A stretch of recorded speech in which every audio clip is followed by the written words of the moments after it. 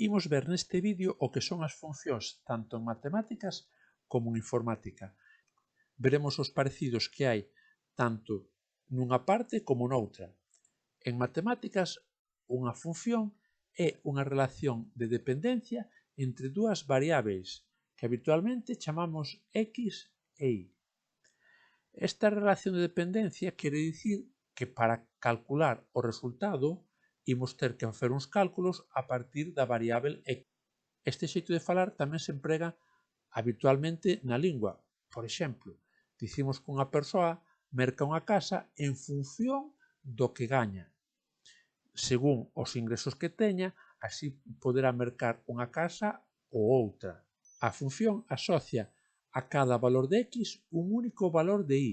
Isto é importante. En matemáticas hai operacións na que o resultado pode ser múltiple. Por exemplo, na raíz cuadrada.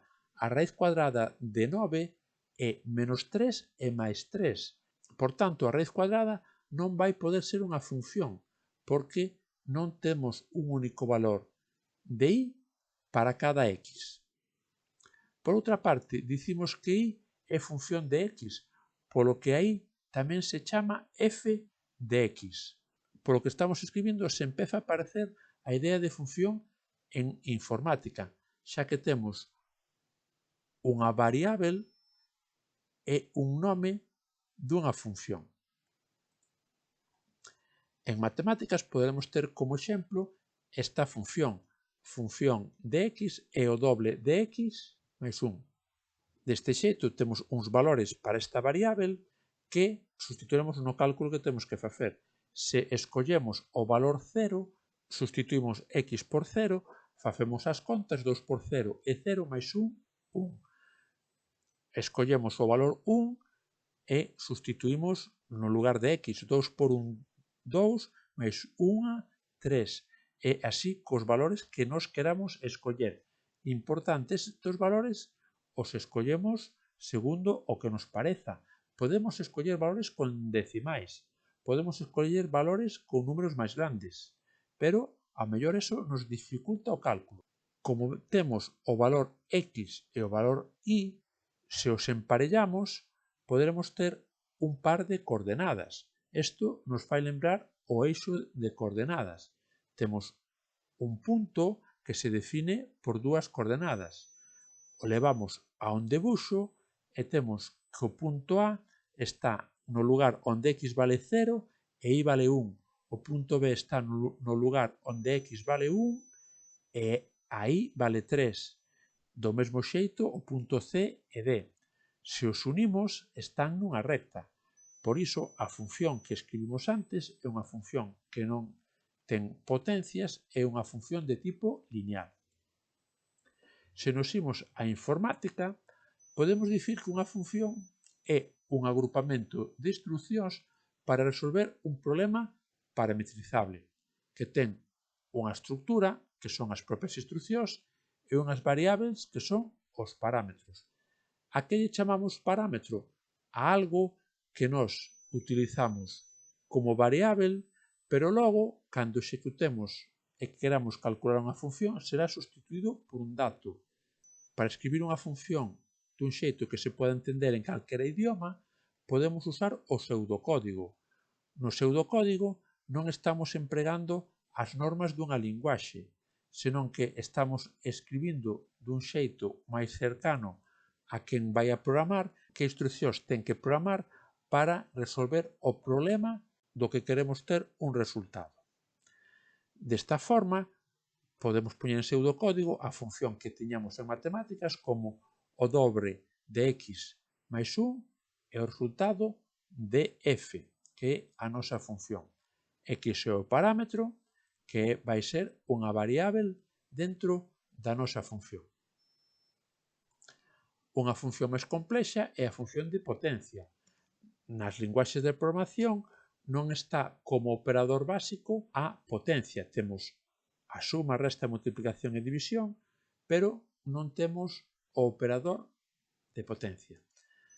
Unha potencia necesita unha base e un exponente.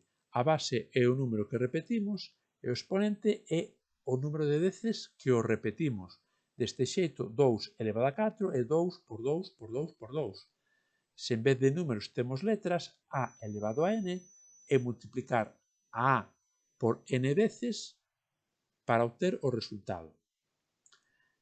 Neste pseudocódigo podemos ver como programar a función de potencia. A é a base e n o exponente. De entrada, a potencia vale 1. Cando o exponente é 0, calquer número elevado a 0 vale 1. Se temos que chegar ao exponente n, empezamos en 1, imos aumentando de 1 en 1, e cada vez que vayamos aumentando en 1, multiplicamos pola base. Deste xeito, multiplicamos máis veces ata chegar a n. Cando cheguemos a n, acabarase o bucle.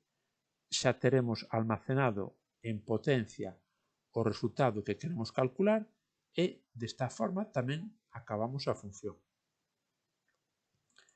Poderíamos pensar dun xeito alternativo como programar a función potencia. Dicíamos que se o exponente é 0, o resultado ten que ser 1. Se o exponente non fose 0, se diminuímos en 1 o exponente, pero multiplicamos por a o resultado, temos outra forma de irnos achegando ao resultado final. Desta forma, diminuímos o exponente empregando a función que estamos definindo dentro das propias instruccións da función potencia.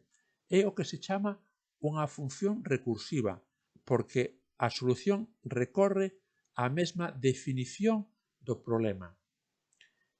Fronte a iso, tiñamos na pantalla anterior unha definición iterativa. Son dúas palabras que se empregan en informática para enfrontar dous tipos de programación.